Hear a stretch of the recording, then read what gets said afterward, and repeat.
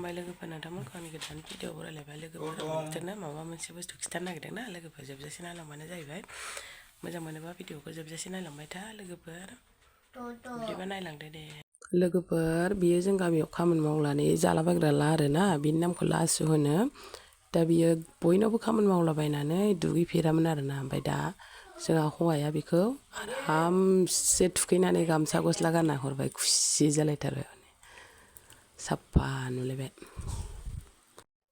मोनायावबो ओंखाम जायाखैनो आरोना बियो ओमफ्राय जा ओंखाम उखैबाय होननायखाय जोंनाव फैदों आरो ओंखाम उखैबाथाय फैयो हर गेजेरबाबो फैयो आरो बे ओमफ्राय दा जोंहा दसे बन सिनहोबाय बन सिनहोनानै दा फैसाबो हरनांगौ ओमफ्राय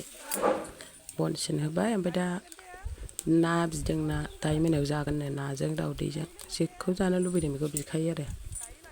दाथ' जेबो गैया मिरामिससो जाबाय दा मोनायाव ना लायनानै होफैथोंसै आरो जौबो बिलायो देनजारसो जोंना लासुआ बिदिबा भिडिअखौ जोबजासे नायनायनि थाखाय थेंक इउ